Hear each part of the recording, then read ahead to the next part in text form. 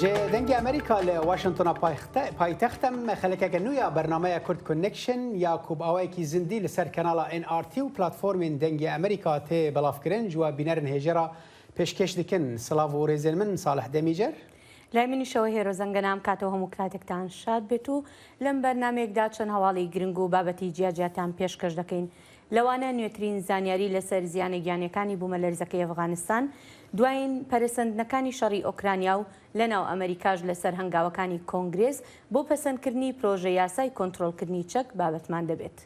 ام هروها بحثا پلان ترکیه و گراندنا پرامبرین سوریه ج ترکیه و بلافبونا نخوشیا کلرای لهرما کردستان عراقی و هن مجارین دنجی دکن.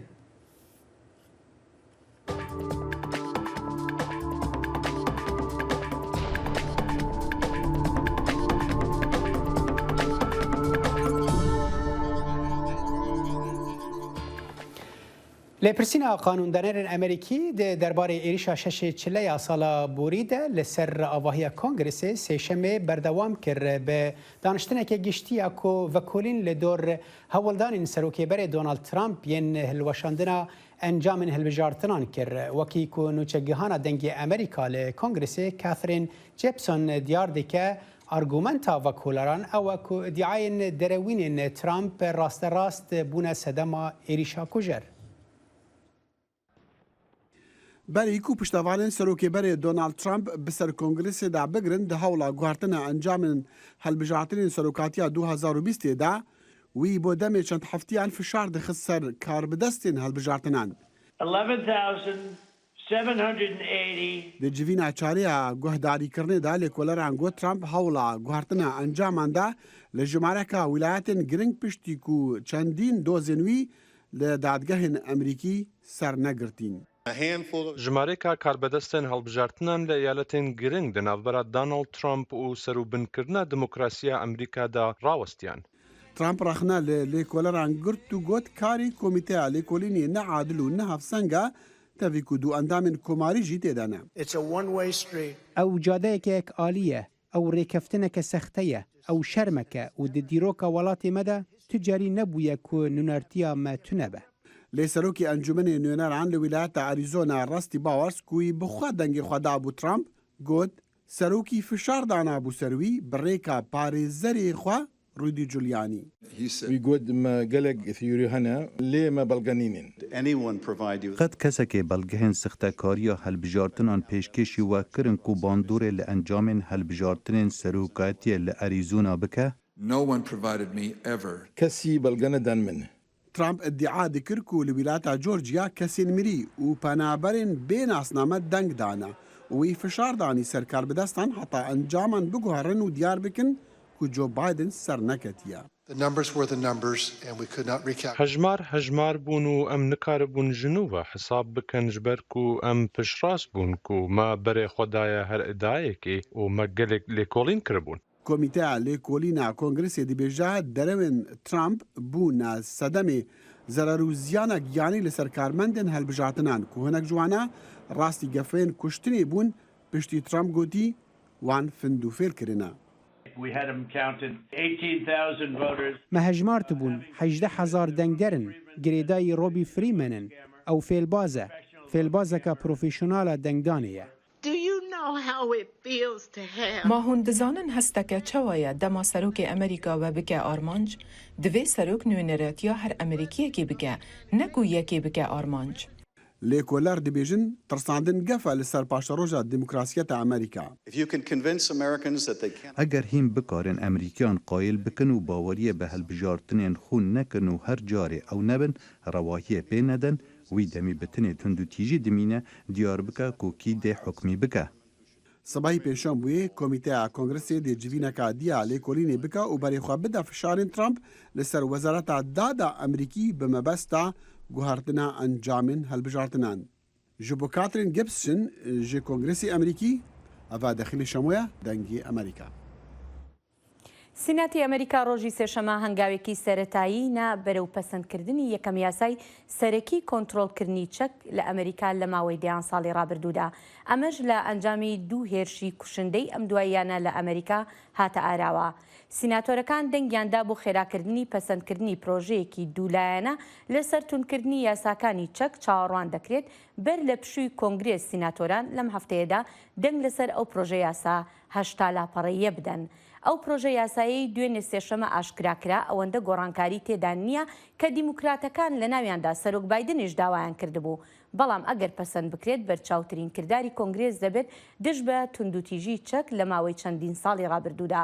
پرۆژەکە بریتیە لە هەنگاوێک بۆ یارمەتیدانی ویلایەتەکان تا چەک نەکەوێتە دەستی ئەو کەسانەی کە ڕەنگە مەترسیان بۆ سەر خۆیان یان خەڵکی تر هەبێت.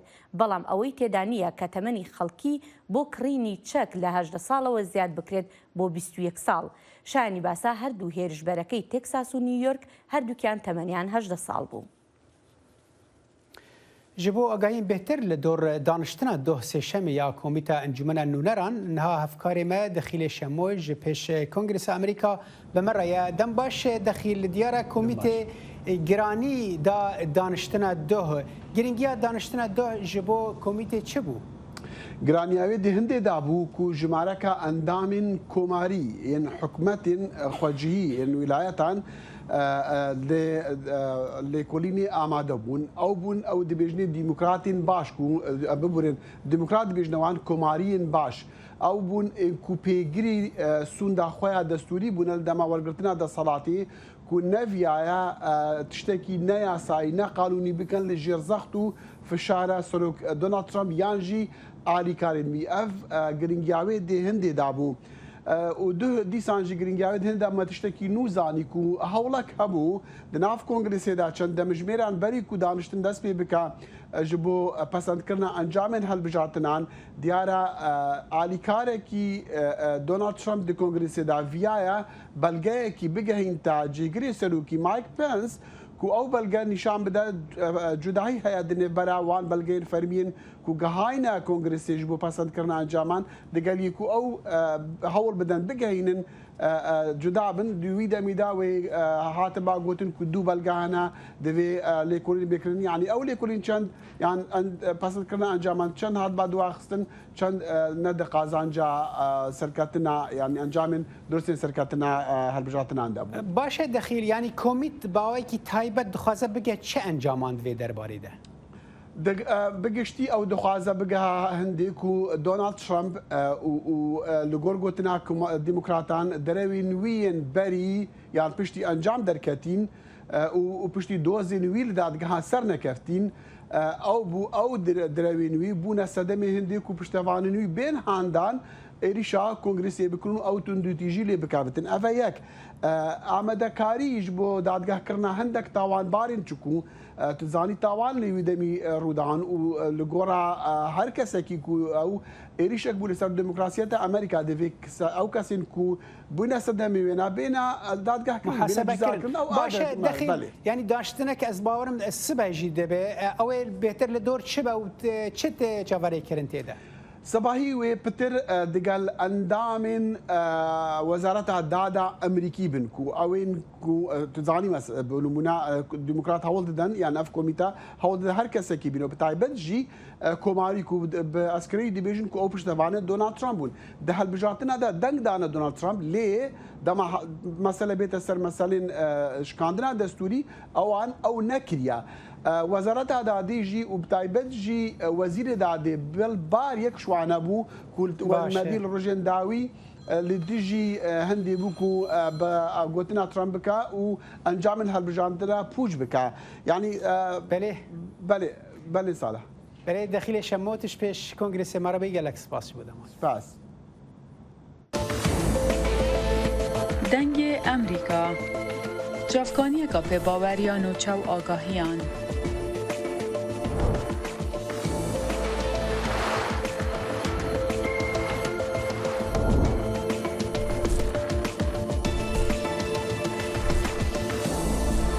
برای مالپەر و پلاتفۆرمên میدیا civakîya dengê Amerîka bala xwe bidin pêzanîn û nûçeyên cîhanê.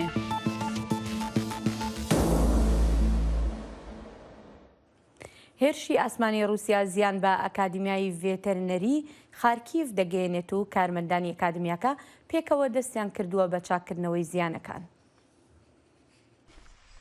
ڕۆژە یەکشەمبیە دهێرشێکیا ڕۆسیایەدا موشکێک بە ئاڤاهیە ئاکادمیا پزیشکی یا ئاژەڵان لە باژارێ خارکیڤ کرد و زەرەر و زیانێکی زێدە لێ کرد. لە گۆڕی دەسەڵاتدارên herêmê درەنگییا şevê موشکێک بالیستیک بە ئاڤاهیە ئاکادمیە کەتیە و بووە ئەگەرا دروستبوونا کورتێکا مەزن و 2.5 metran کیرە. دەمژمێر 11 vê şevê roja yekşemê teqîneke bihêz Rûda em derketin ji derve da got bizanibin ka çi çêbûyê medî ti gohawineke ketiye pencere şikestî bûn derî şikestî bûn û gelek ziyanên din jî çêbibûn. شاهدحال دەبێژن دەنگê شەش teqînên bihêz li bajarê Xarkîv û dewrûberê wê guhlêbûne. Ez dixwazim çavên xwe bigirim û piştî vekirina wan bibînim ku tiştek neguheriye her tişt hin ji mîna dema rojên xweş û bi kêfiyên berê ye. Ev ê wekî kabûsekî xuya dike. Tu dibêjî ji xev rabî û bibînî her tişt baş e. Ez nikarim hesta xwe bi peyvan re bînim ziman û ne tenê hestên min li rêhê min jî digirî. Ew polîsên ku hatibûne hinartin bû çavdêriya wê deverê piştrast kirin ku Rûsyan mûşekên eskenderî bi kar înane. جوتیاران لە هەرێمی دۆنسێک نیگەرانن لە مەڕ نزیکبوونەوەی وەرزی درێنە لە کاتێکدا دەڵێن بەهۆی مەترسیەکانی شەڕ بەرزبوونەوەی نرخی سوتەمەنی و ئاستەنگێکی زۆریان هەیە. ڤلۆدمێر سکۆرۆپادی جوتیار ڕۆژی سێشەمە ڕاگەیان هەموو شەو ڕۆژێک بردومان دەکرین. ئێمە لەوە دەترسین کێڵگەکان بسووتێن. ئەو چەند بازرگانەی کە بەرهەمەکانمان قبول دەکەن نرخیان کەمترە لە بازارەکان و قازانجەکان زۆر کەمن. ئەمەش لە کاتێکدایە کە هاوین دەستی پێکردووە بەڵام دانەوێڵەکان هێشتا ئامادەنین بۆ دروێنە و تا دێت شەڕەکەش زیاتر دەبێت. لە یوکرانێ وێنەیەن سەتەلایتی یەن گراڤا زمینی کۆ بە ناوێ گراڤا ماران تێناسین زیانا vê dawiyê pevçûnê di navbera Ukrayna û Rûsyayê de nîşan didin. Di nav de deverên girseyiyên giyayên şewitî wêneyên Maxar Technology ku roja sêşemê hatin weşandin sê deverên nû yên şewitan dî aşkere kirin ku di rojên berê de li wir tunebûn. Wezareta Berevaniya Rûsyayê iddia kir ku berevaniya ezmanî êrişa Ukraynayê di heman roja weşandina wêneyên satelaytê de bi awayekî serkeftî têk bir. Peyvdarê Wezaretê Igor Konashenkov got hêzên Ukraynayê herîkêm 15 dron û roket ji bo piştgirkirina êrişa têkçûyî bi kar anîn. Grava maran li deryaya reş di rojên destpêkên şer de ji aliyê Rûsyayê ve hate girtin û bû sembola berxwedana Ukraynayê. هەر سەبارەت بە پەرسەندنەکانی شەڕی ئۆکرانیا ڕێکخراوی پامنێرانی بێسنوور لە ڕاگەیاندراوێکدا باس لە کوژرانی ماکس لیڤین وێنەگری ڕۆژنامەوان دەکات دەچینە لای هاوکارمان بەڵێن ساڵح. بەڵێن دەکرێت پێمان بڵێیت ئەم ڕووداوە چۆن بووە؟ بەپێی ئەو ڕاگەیەندراوەی کە پامنێرانی بێسنوور بڵاویان کردوێتەوە لە مانگی چواردا هەم وێنەگرە ڕۆژنامەوانەکە و هەم ئەو سەربازە ئۆکرانیایی کە یاوەری بووە لە دارستانێکی باکووری شاری کێف پایتەختی ئەو وڵاتەدا دەگەڕێن بە شوێن ئەو فڕۆکە بێفڕۆکەوانەی کە ڕۆژنامەوانەکە هەی بووە. ئەو فڕۆکە بێفڕۆکەوانەی بەکارهێناوە بۆ وێنەگرتن. پێشتر ئەو دارستانە لەژێر کۆنتترۆلی لەشکری رووسیادا بووە، بەڵام دواتر وەکو پامنێرانی بێسنوور لە ڕاگەیەنراوەکەی ئەمڕۆیاندا ئاماژەی پێدەکەن توانیویانە ئەو ئۆتۆمبیلەش بدۆزنەوە کە ڕۆژنامەوانەکەی ینی هی ڕۆژنامەوانەکە بووە و دەستنیشانیان کردووە 14 گولەی پێوەیە ئۆتۆمبیلەکە. بەڵام دواتر کاتێک کە تەرمەکان دەدۆزرێنەوە هەر یەکەیان گولەیەک و دوان وسییانیان پێوەیە چە دەژمارەکە ئاشکران نەکراوە. بەڵام وەکو پامنێرانی بێسنوور دەڵێ دیارێکە بە ئەنقەست کوژراون وەکو ئەوەی سزای ئەعدامکردن یا سزای مردنیان لەسەر جێبەجێ کرابێ. بێجگەلەوە چوونەتە ناو سەربازگەیەکی چۆڵکراوی لەشکری رووسیاوە هەر بۆیە ئەوکو پامنێرانی بێسنوور دەڵێ گومانباری یەکەم لەم کردەی کوشتنانەدا لەشکری رووسایە. بەڵێن دێمە سەر دۆسەی ئابووری رووسیا وەک دەزانرێت سزاکانی سەپێنراونەتە سەر مۆسکۆ گورزێکی بەهێزی لە ئابووری ئەو وڵاتە داوە. جا پرسیارەکە لەوەدایە ئایا نەوتی رووسیا کڕیاری خۆی ماوە لە بازارەکانی جیهاندا وەک ڕۆژان و ساڵانی پێشتر؟ هێرۆ وڵات زۆرن کە دەیانێت سوود لەم دەرفەتە ببینن دەرفەتی قەیرانی ئۆکرانیا و ئەو لە پەراوێزنانەی کە رووسیا تێی کەوتووە لە بەرامبەریشدا ڕووسەکان ئەلبەتە هەموو جۆرە سیاسەتێ بەکاردێنن بۆی خۆیان لەو قەیرانە ئابووری و داراییانە دەرباسکەن. یەکێ لەو جۆرە سیاسەتە ئەوەیە بە شێوەیەکی بەرچاو نرخی نەوتی دابەزاندووە یا کەمی کردوێتەوە لە کاتێکا خۆت دەزانی لە بازارەکانی جیهاندا نرخی نەوت هەروە دێ و بەرزتر و بەرزتر دەبێتەوە. هندستان یەکێکە لە وڵاتانی کە دەیەوێت سوودێکی تەواو لەم دەرفەتە ببینێ بەپێی لە دوانەکانی کاربەدەستانی هندستان دەڵێن ئەمە دەرفەتێکی زۆر گونجاوە تا بتوانرێ سەودایەکی بازرگانی گەورە بۆ کڕینی نەوت لەم کاتەدا کە نرخی نەوتی رووسیا لە هەموو شوێنێک یاخو بە بەراورد بە نرخی جیهانی هەر ئێجگار هەرزانترە هەر بۆیە ینی حکوومەتی هندستان کاری لەسەر ئەوە کردووە کە قەبارەیەکی ئێجگار گەورەی نەوت لە رووسیا بکڕێ. ئەلبەتە بە پێی ڕای زۆرێک لە شیکەرەوەش ئاماژە بەوە دەکەن کە کڕینی ئەو نەوتە تا ئەندازەیەکی بەرچاو دەبێتە مایەی دەربازبوونی رووسیا لە کاریگەری ئەو قەیرانە ئابووری و داراییانەی بەهۆی سزاکانەوە لەسەرین. بەڵێن سپاس دەکەین. سپاس بۆتەوە. ساڵی داهێنان بەرنمەیەکی فەرهەنگی و هوەری بەشی کوردی دەنگی ئەمریکا. من ئاسۆ جەبار لە واشنگتن دیسیەوە هەردوو هەفتە جارێک دەبمە میوانی ماڵەکانتە لەگەڵمان.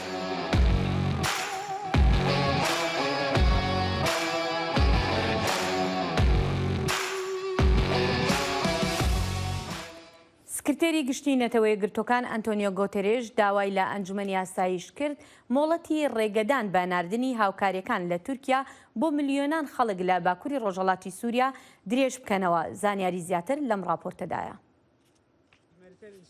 دەستورە نەتەوەین یەکبووی و دەستور دەدە شاندنا کەل و پەلان بڕیا ترکیە بۆ باکووری ڕۆژاوای سووریا یا دبن کۆنترۆلا ئۆپۆزیۆنێ دەهێ ترمەهێدە بداوی دەبە. پێویستیەکە ئەخلاقیە بۆ مرۆڤ ئێش و بەلەنگازیە 4.1 میلیۆن مرۆڤان لە هەرەمی بینە زمان گۆ حەوجەداریە وان بە ئالیکاری و پاراستنێ هەیە. هەواڵبەندا سووریا رووسیا دەبێژێت کە ئۆپەراسیۆنە دەمدرێژ سەروەری و یەکپارچەیە ئاخا سووریا بن پێ دەکە. ئەو دەبێژێت کە دەبێت بێتر ئالیکاری ji هەندێری وڵات وەرە ڕادەستکردن ئۆپۆزیسیۆن دەترسێک و خواردن و ئالیکاریین دن دەی بکەوێ بن کۆنترۆلا حکومەتێ. Civaka navnetewî alîkarî dago li Sûriye rûxandineke bi tevahî çênebe. Me gehiştin baştir kir, me berxwedan ava kiriye. Lê tekane rê ji bo bidawîkirina krîza mirovahî lê Sûriye biriya agirbestiyeke rast lê seranserî Sûriyeyê û çareseriyeke siyasî ye got xelkê Sûriye bikaribe paşa roja xwe bibîne. Guterres got ku di sala borî de netewên yekbûyî 5 radestkirinin bi vî rengî ku bi navê xaçê tê zanîn li opozisyona Bakurê Rojava kontrolkirina pêk anîne lê bêtir alîkarî were kirin. Em ji ber raporên krîza xwarin û sutemeniye ya li welat zêde bifikarin. Mixabin ku rapor careke din tu carî Amerîkayê berpirsiyar nabîne. Ne tenê ji ber tûleyên yekalî, ji ber berdewamiya dagîrkirina Bakurê Rojhilatê Welêt jî. Zarojî di navda mirov birçîna û xebatên li saziyên civakî û tendurustiyê disekinin. Guterres got ji serî hejdê ji kesên hevcedar li Bakurê Rojavayê Sûriye jin û zarokin. Di çarçoveyê operasyona netewên yekbûyî de ku Guterres xwest salek din were dirêjkirin, di mehê de 8 kamyon alîkarî ji Tirkiye tên şandin. يناقش أعضاء المجلس مجددا دمekê de ku ev biryar li ber qedandinê ye endamên encumena ewlekariyê dîsa li ser nûkirina wê gotûbêjan dikin. Hin ji wan dest bi helmetên medyayîn banga nûkirina biryarê dikin.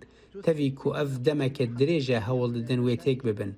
Tenê nêrînek berbiçav li ser encamên cîbecîkirina vê biryarnameyê dê nîşan bide ku wê yek ji armancên ku hatine şopandin pêk neaniye.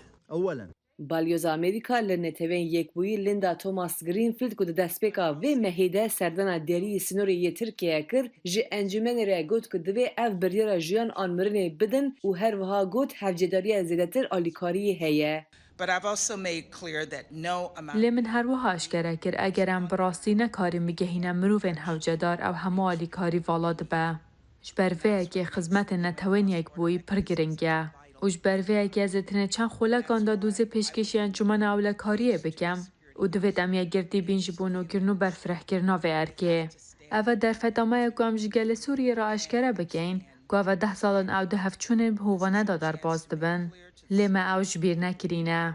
Di sala 2014 de Encûmena Ewlekariyê destûr da gîhandina alîkariyên mirovî ji Iraq, Ürdün û du xalên Tirkiye bo deverên ku dibin destê opozisyonê de ne li Sûriye. Lêbelê hêzên veto yên Rusya û Çîn ev yek daxistiye tenê xalekî sinoriya Tirkiye. Cigirê balyozê Rusyayê yên netewên yekbûyî Dmitry Polyanskî rexne dibe li ser hevildanên netewên yekbûyî yên ji bo gîhandina alîkariyan bo Bakurê Rojavayê Sûriye ji hundirê welat. کمیسیون بلند پنابران نتوین یگرتی UNHCR دوجی گوتبو کو هفتانه حیثت پنابرین سوری و دیگرن لشرط و مرجن وگرا وان نگنجاون لدور مجارا پنابرین سوری لترکیه و پلان حکومت اردوغان یا وگراندنا وان نها هفکارن ما ازدم یاساک شناوندن و چین دنگی امریکا و پیامنیر ما زان عمر جقامشلو بمرانه دما باش ازلم يعني دخوازم يعني جتشتي نو لجمتة دست بكن چتشتي نو في درباري دل جمتة هنا بله صالح براستي افدا خوانيا كوته بحث كر دوه لإستنبول جهيلا نونري UNCHR لتركيا Filip Lukrek ve hatedayın Lukrek dazanin ku ev kesin ku ve digerin bi pirani bi serixwe dijin û bi gelemperi li herem ve digerin heremin Bakurê Sûriye. Her wiha nûnerê netewên yekbûyî destnîşan kir ku şert û mercên li Sûriye neguncavin û piraniya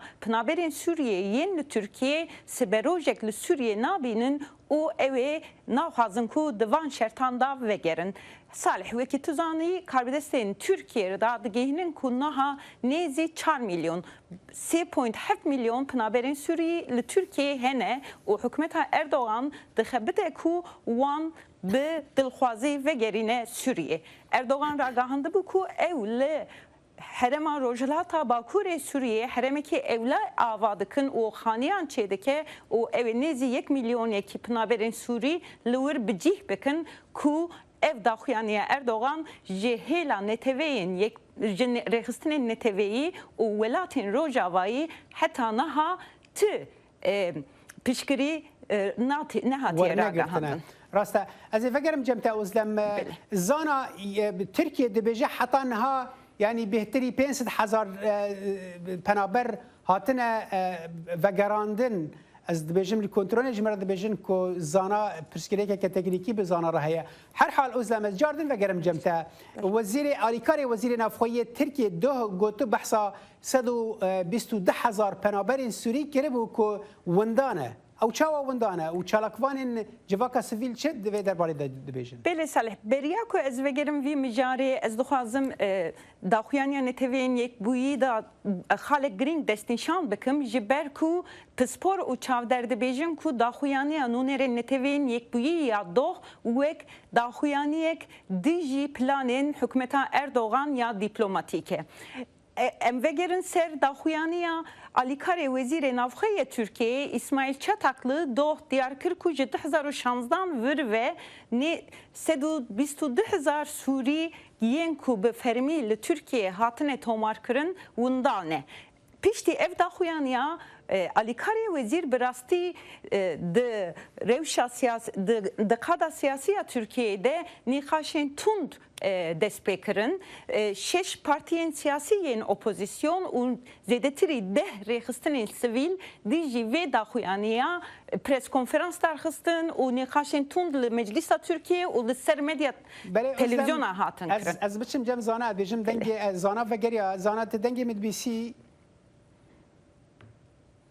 نهاز دنگ دبیزم بله باشه زانا متخصص از و پرسه بکم ترکی که دبیجه بهتری 500,000 پنابرین سوری تنها وگریانه وگریانا چه نافچه یعنی گلو تل در دورا قامش لوان نافچه این باکر رجلات سوریه هبونه که پنابران یعنی وگراندنا و وقتی انجام این و اپراسیون وگراندنا دبینی یان چی دبل بدرید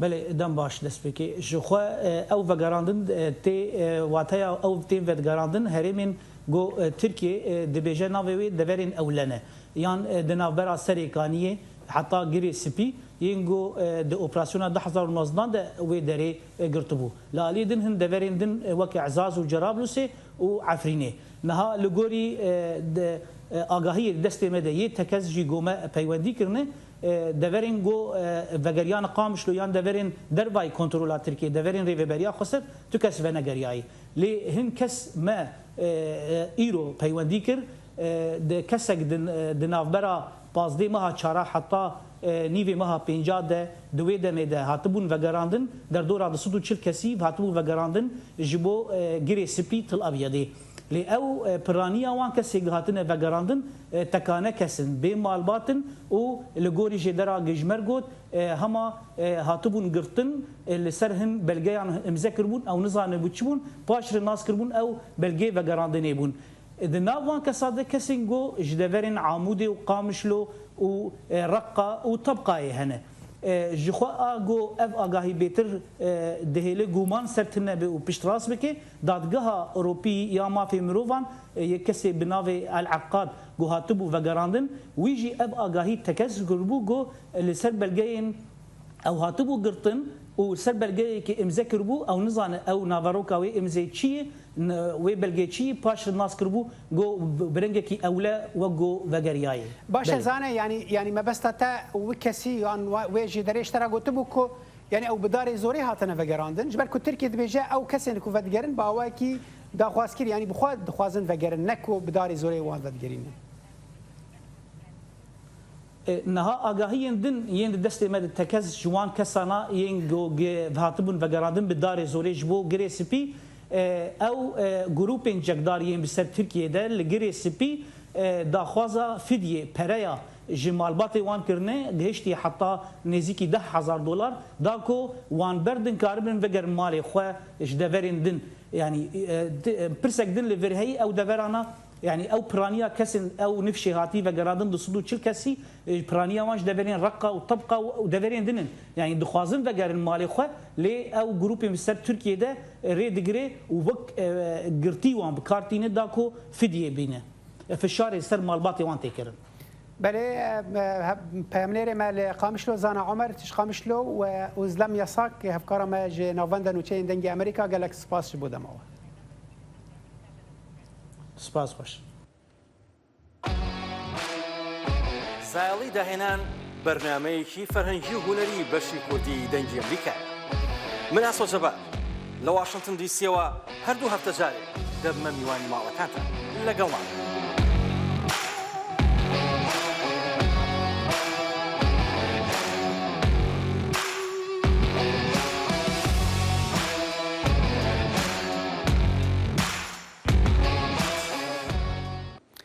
اردهجکا بهز لافغانستان هریکم 920 کس کشتن و بهتری 600 کس دنجی بریندار کرن کار بدستان روجا چهارشنبه گوت و تچاوری کرن که هجمار زیاده به دما رزگارکر بگهن دورین دور اردهجا بهزا 5.9 پله بهتر لروجهلات لسر سینور پاکستان رودا جه کومروف بر جیانک دجوار دجین لولاتکی کو بر به کارساتک مروی و دچه و کنترل کردن طالبان د تباغ بوریدا او خرابتر کریه بردفکی حکومت بلال کریمی ج اجانس فرانس پرس را گوت کو هجمارا کسن کو اردهج د جیانا خو جدستانه بلند و گلک خانی زرار دیتنه و خلق دهندره مالین خدا آسیمانه یعقوب منظور سروکی کی ایلیج پاریزگاه پاکتیکا گوت تیم رزگار کرنه جبو آلیکاریا کسین زیان دیتی کم بونه بازار خوجهی گرتینه و همو گل چونه هرمن زیانبار وینه و ویدیو و کلیپین کل سر مدیا جواکی هاتنا وشاندن خانین لجحریه ین کو لدورین گندوار ین دور ویرانبوی نشان دادن لە ماوەی ڕابردوودا لە هەرێمی کوردستان سەدان کەس بەهۆی سکچون و ڕوشیانەوە گەیشتونەتە نەخۆشخانە و ژمارێک حاڵەتی نەخۆشی کۆلێراش پشتڕاستکراونەتەوە لە کاتێکدا هەندێک کەسیش بەهۆیەوەی گیانیان لەدەستداوە. بۆ زانیاری زیاتر لەسەر ئەم نەخۆشیە دەچینە لای دکتۆر سیروان محەممەد جەمال بەڕێوەبەری گشتی تەندروستی گەرمیان و ئەندامی ژووری وەزارەتی تەندروستی بۆ ڕوبەڕووبوونەوەی کۆلێرا. دکتۆر سیروان سپاس بۆ کاتەکەت.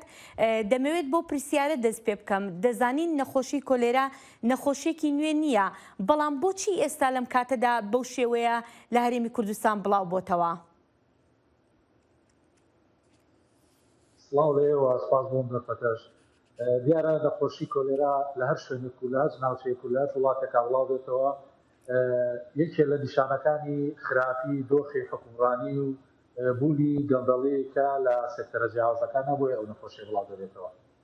بەڵێ باشە دکتۆر، ئێستا لەم کاتەیە بە چ شێوەیەک ئێوە مامەڵە لەگەڵ بڵاوبوونەوەی ئەو نەخۆشیە ئەکەن؟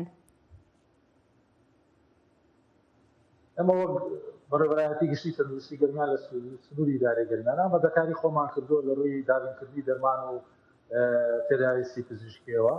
هەروەها ژوورێکی ئۆپراسیۆن لە ئیدارەی گەرمیان دروست کراوە کە سێکتەرە جیاوازەکانی وەکو فەرمانگەی ئاو، فەرمانگەی ژینگە، شارەوانی ئەمانە هاتوونەتە سەرخەت بۆ ڕێگرتن لە بڵاوبوونەوەی نەخۆشی کۆلێرا، چکەوەی کە ئێستا هەیە لە سنوورەکەی ئێمە تا ئێستا پەتای توندی سکچوونە و تا ئێستا حاڵەتی کۆلێرا لە سنووری ئیدارەی گەرمیان تۆمار نەکراوە.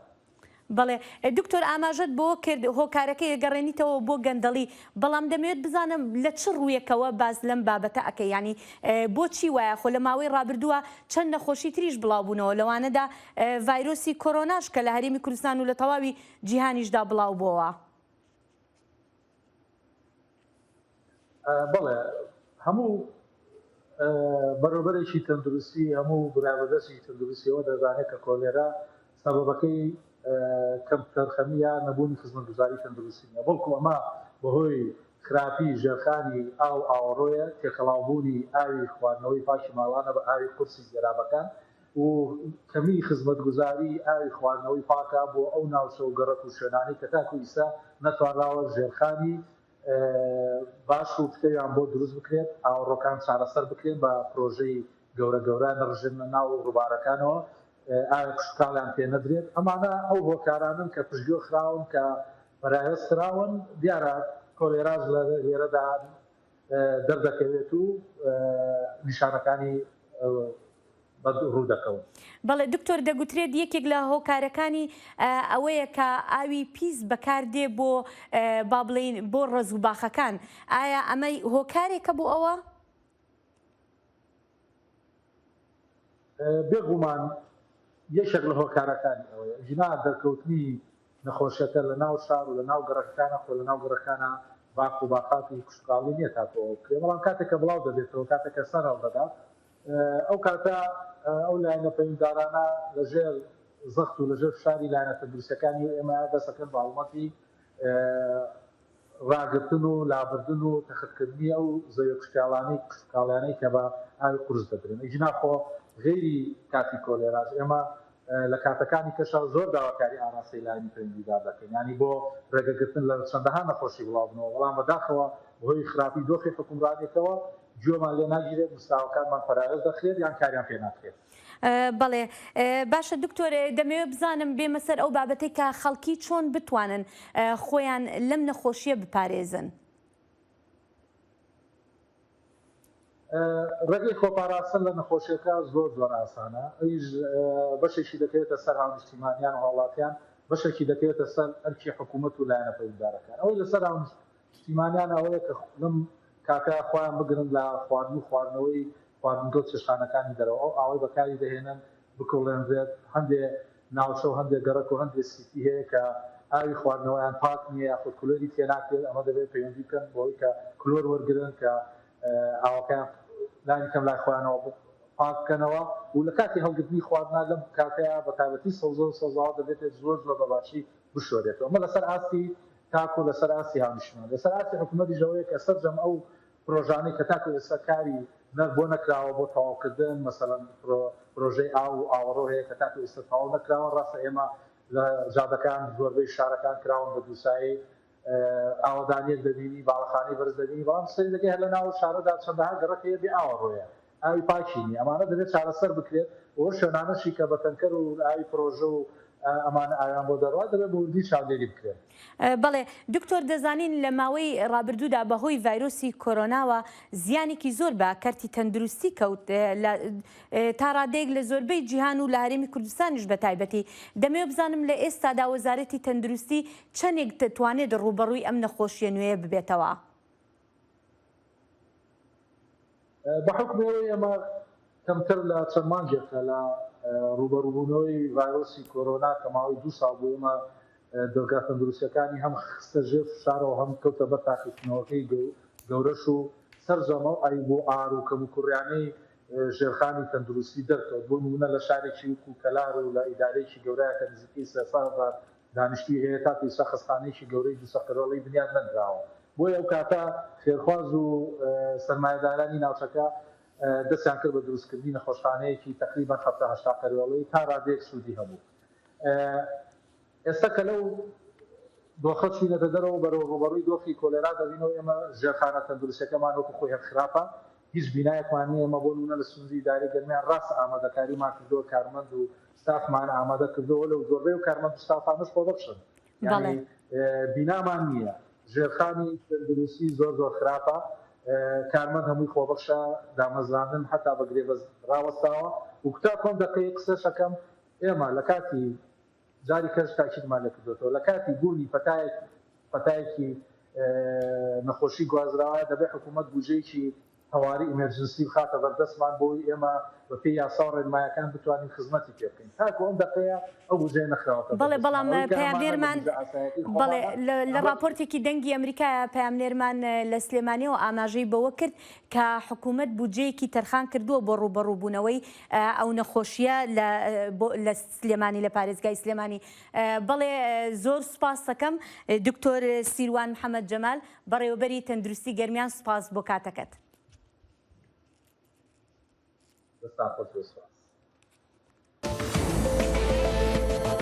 دەنگی ئەمریکا سەرچاوەی متمانە پێکراوی هەواڵ و زانیاری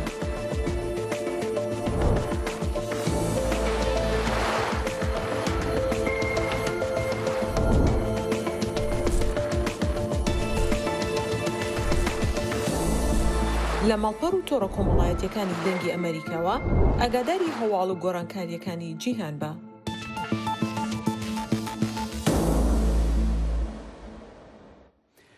باژارê New York mêvandariya yek ji mezintirîn konferansên salane konferansa NFT dike ku li gorî organîzeran bala zêdetirî 15,000 kes ji seranserî cîhanê dikişîne xwediyên hunera elektronî li hevkom dike û dahênerên kelûpelên dijîtal navên xwe li ser tora internetê dihêlin. Hevkarê me Mihemed Necat ev raport amade kiriye.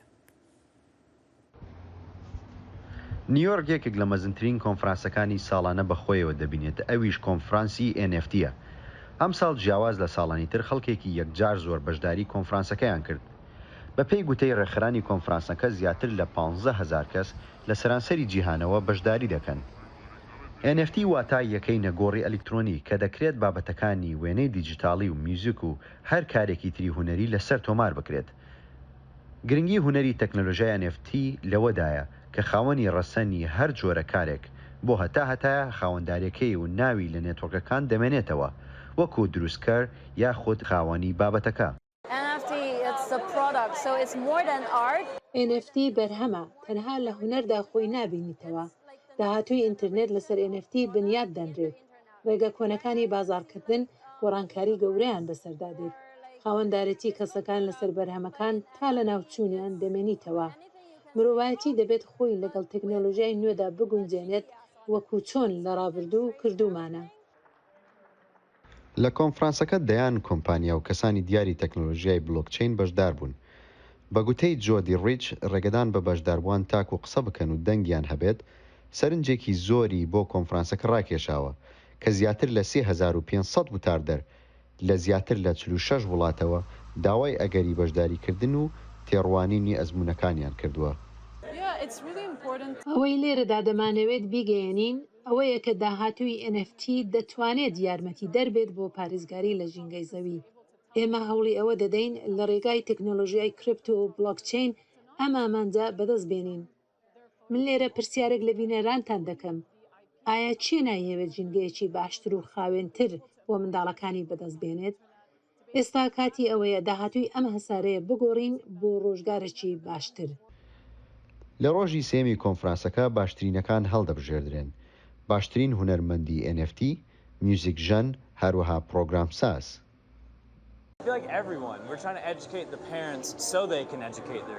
ئێمە لە ڕێگای تەکنۆلۆژیای بڵۆکچین و AFTەوە دەمانەوەی چالاکی قوتابخانەکانی سەرەتایی و ناوەندی بگۆڕین. دەمانێت وا لە منداڵان بکەین خۆلیای خۆیان و خوێندنەوەیان لەلادا زیاتر بێت. لێرەدا تەنها ئامانج فێربوون نییە، بەڵکو بەسەربردنی کاتێکی خۆشیشە لە دوای قوتابخانە لەسەر بڵۆکچین کە لە ڕێگای کۆمپانیاکەمانەوە بۆ منداڵانی دابین دەکەین. لەگەڵ دابەزینی نرخەکانی کریپتۆ و NFT بەگشتی لە مانگی ئایاردا کە بەڕێژەی لە 170 کەمی کردووە، جیهانیش بەڕوبەڕووی هەڵاوسانی مێژوویی ئابووری و بەرزبوونەوەی تێچووی بزە و توونبوونەوەی سیاسەتی دراو بووەتەوە. بەڵام ڕێکخەران و پاڵپشتیکرانی کریپتۆ پێیان وایە داهاتووی تەکنۆلۆژیا بۆ کریپتۆ و NFTە کە هەرچەندە نرخەکانیشی جێگیر نین. محەممەد نەجات، دەنگی ئەمریکا، نیویۆرک. ئێستاش دەچینە نیویۆرک بۆ لای هاوکارمان محەممەد نەجات کە لە کۆنفرانسی NFT و کریپتۆیە لەوێ. محەممەد، سپاس بۆ کاتەکەت. با لەو پرسیارەوە دەست پێ بکەم، دەکرێت پێمان بڵێ گرنگی ئەم کۆنفرانسە لە چیا بوو و هەروەها باسێکمان لە گرنگی کریپتۆ و هەروەها NFT بۆ بکەی؟ بەڵێ، زۆر سپاس هێرۆ. گرنگی ئەم کۆنفرانسە جیاوازی ئەم ساڵی لەگە ساڵانی ترەوە بوو کە زۆرترین کەس لە هەموو جیهانەوە بەشداریان تێدا کرد بوو. ئەم ساڵ نزیکەی 15,000 کەس لە کۆنفرانسەکەدا ئامادەبوون. لە 3 ڕۆژەوە دەست پێ دەکات، لە ڕۆژی دووشەمەوە تا ڕۆژی پێنجشەمە بەردەوام دەبێت. گرنگی ئەم کۆنفرانسە لەوەدایە کە ئەو کەسانەی کە خولیای کارکردن لە پرۆژەکانی NFTیان هەیە، ئەو کەسانەی کە خولیای کارکردنیان هەیە لە Web3 کە جەنریشنێکی تازەی ئینتەرنێتە، دێن لە نیویۆرک ئەم ساڵ جیاواز لە ساڵانی تر پرۆژەکانیان پێشکەش دەکەن. ئەم ساڵ زیاتر لە 1500 کەس تەنها لە ناو کۆنفرانسەکەدا لە ماوەی 3 ڕۆژدا دەرفەتی ئەویان پێدراوە قسە بکەن، پرۆژەکانیان پێشکەش بکەن.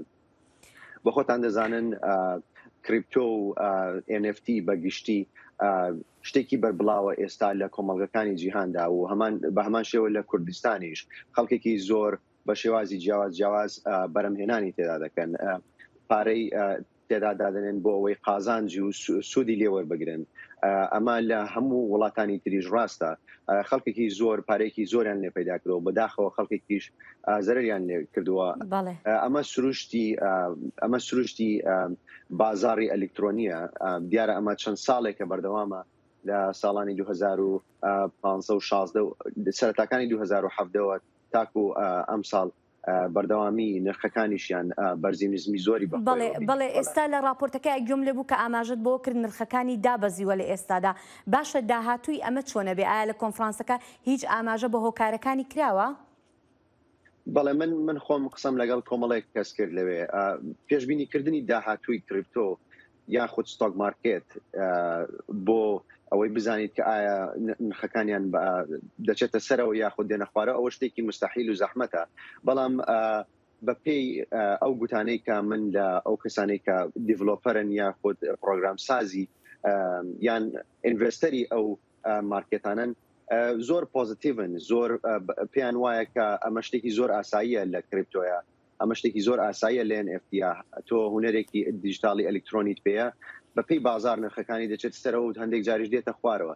بۆیە ئەوان زۆر مستەڵەحێکەیە لێرە پێی دەڵێن دایمن هاند، واتە دەستیان ئەو کەسانەی کە لە کاتی بەرزبوونەوەی نرخەکان یاخود هاتنەوەی نرخەکان کەلوپەلەکانیان نافرۆشن، ستۆکەکانیان نافرۆشن، کریپتۆیەکانیان نافرۆشن، چاوەڕێ دەکەن بۆ ماوەیەکی دوور بۆەوەی بچێتە سەرەوە نرخەکانیان ئەو کات بیفرۆشن و قازانجی باشی لێ بکەن. بەڵێ، محەممەد نەجات، زۆر سپاس دەکەین. زۆر سپاس بۆ ئێوەش.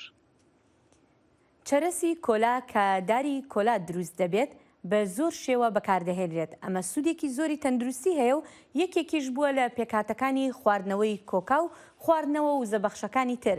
ئەم چارەسە بووەتە بازرگانێکی گەورە بۆ وڵاتی کۆتۆڤوار یان کەناری عاج. گوێزی کۆلای ڕەسەنی کەناراوەکانی ڕۆژاوی ئەفریقای ئیستیواییە بە لە بەرچاوگرتنی جۆرەکەی بەکارهێنانیشی بەرفراوانە لەوانە وەک پێکهاتەی خواردنەوە گازیەکان و خواردنەوە وزە بەخشەکان با شێوەیەکی باڵا هەناردەکردنیشی بەرز بۆتەوە. بەرهەمهێنەرە گەورەکانی ناوچەکە وەک نەیجیریا و کەناری عاج و کامیرۆن و گانا و سێرالیۆن لە ساڵی 2019دا زیاتر لە 260,000 تۆن گوێزیان بەرهەم هێناوە. بەپێی ئاماری ڕێکخراوی خۆراک و کشتتوکاڵی نەتەوەیەکگرتوەکانیش لە هەمان ساڵدا بەهای پیشەسازیەکەی ئەو بەرهەمە زیاتر لە 270 ملیۆن دلار بووە. لە ڕووی مێژویشەوە گوێزەکە لە کاتی بۆ نەنەریتەکاندا بەکارهاتووە وەک ئەم ئاهەنگی هاوسەرگیریەی کەسە موسڵمانە لە نیمە کە گەڕەشێکی شاری ئەبیجایە. لە هەندێک شوێنی وڵاتانی دراوسێدا مالی بورکینافاسۆ نایجیریا پێشکەشکردنی گوێزی کۆلا وەکو ئەوە وایە کە دنیا بدەیت بە پیرەپیاوێک یان ئیمامێک داقولا گوێزی پێدەدەیت بۆ ئەو زیاتر لە ملیۆنێکە و ڕێزگرتنیش نیشان دەدات. ئەم بەرهەمهێنەرەی کۆلا چاوی لە گوێزەکەیە بۆ دەستکەوتنی داهات. موڵکی لە شاری ئاگبۆڤیلیا هەیە کە شارۆچکەیەکە لە باشووری ڕۆژهەڵاتی کەناری عاج. بەو 7 ئێکتار زەویەی هەیەی ساڵانە 20 تۆن گوێزی کۆلا بەرهەمە هێنێت. لە ڕابردوشدا لەبەر خاتری کۆلێژ کێڵگەی خێزانەکەی جێهێشتووە بەڵام گەڕاوەتەوە چونکە پێی وایە گوێزی کۆلا لەو شوێنەیە کە پارەی لێیە. ئەگەر بازرگانی کۆلا لە بازاری نێودەوڵەتیدا کراوە بێت پێم وایە زۆرێک بڕیار دەدەن بەشداری تێدا بکەن بە هەمان شێوەش کاکا و لاستیک یان زەیتی خورما. ئەنیاما ناوەندی بازرگانی کۆلایە لە کەناری عاج. ئەم بازرگانە ساڵانە 10,000 تۆن گوێزی کۆلا هەنادەی نایجیریاکە. ئەو بە دوای فراوانکردنی بازارەکەیەوەیەتی. ئێمە بە دوای دروستکردنی کێڵگەیەکی زۆر داین و بچینە دەرەوەی ئەفریقا لە ئەوروپا و ئاسیا و ئەمریکا بۆ گەڕان بە دوای هاوبەشدا. ئەگەر هاوبەشمان هەبێت باشتر کار دەکەین. دەبێت کۆلا لە هەموو جیهاندا بناسرێت. کاتێک بازار دەستی بە گەشەکردن کرد لەو کاتەوە بەرهەمهێنەران و بازرگانان و هەناردەکەران لە ساڵی 2017دا کۆمەڵی پیشەسازی ئینتەرکۆلایان پێکێنا. ئامانجەکەشیان فراوانکردنی بەکارهێنانی گوێزەکە بووە لە جۆرەها پیشەسازی بەتایبەتی پیشەسازی سۆدا. ئامانجی کۆمەڵی پیشەیەکان زیادکردنی پشکی پێشەسازیە. بەها زیاد دەکات و زیانەکانی دوای درێنەکردن سنووردار دەکات. ئەمەش لە کاتی فرۆشتنی جۆزی دەستکاری نەکراودا ڕوو دەدات. ئێمە بەرەو ڕێبازێکی مامناوەند و درێژخایان دەڕۆین بۆ زیادکردنی پشکی پێشەسازی. گوێزی کۆلا لە ڕێچکەی ڕەسەنی کۆکاکۆلادا بەکار هاتووە ڕوون نییە کە ئایا هێشتا لە لیستی سوپەرنیهێنەکانی پێکاتەی کۆکادان یاخودنا. بەڵام لای ئەم بەرهەمهێنەرانە بەکارهێنانی کۆلا بۆ پیشەسازی زیاتر ئامانجە گەورەکەیانە. یحیا بەرزنجی دەنگی ئەمریکا بۆ راپۆرتی یاسینسیۆ لە ئابیجان لە کەناری عاج. لێچونە داوین جێ بۆ ئۆلۆمپیادên تۆکیۆیên ساڵا بورî ku ji ber COVID-19 hatin paşxistin 13 milyar dolar bûn li gor komîta rêkxer ku roja sêşemê di çalakiya xwe ya dawî de got berî ku ew dawiya mehê were hilweşandin. Lêçûn du qat bû ji ya ku di sala 2013 de hat pêşbînîkirin dema Tokyoyê xelata lîstikan wergirt. Lêbelê lêçûna dawî ku ji hêla organîzeran vahatî pêşkeşkirin ji 15.4 milyar dolarên ku wan pêşbînî kiribûn kêmtir e. Saziyên hikûmeta Japonî di serî de jî hikûmeta metropola Tokyoyê 55% ji lêçûna tevahiya ku bi qasî 7.1 milyar dolar girtin. Budceya Komîteya Rêkxer ya taybet 5.9 milyar dolar bû. Komîteya Olimpiyadê ya navnetewî bi 1.3 milyar dolar beşdarî vê budceyê bû ku beşdariya herî mezin 3.4 milyar dolar ji sponserên herîmî tê. بەڵێ ساڵح ئەڵبەتە تەنها ئۆلمپیاد نەبوو کە زەرمەندی ڤایرۆسی کۆرۆنا بوو کۆمەڵێ یانەی تر و پاڵەوانێتی تریش بە هەمان شێوە زەرمەند بوون لەم بوارەدا. ڕاستە بینەر هێژان لەڤر کورد کۆنێکشن ئیرۆ بەداوی تێ تا جارەکە دن بمینن دناف خێر و خۆشیەدا. هەر شاد بن.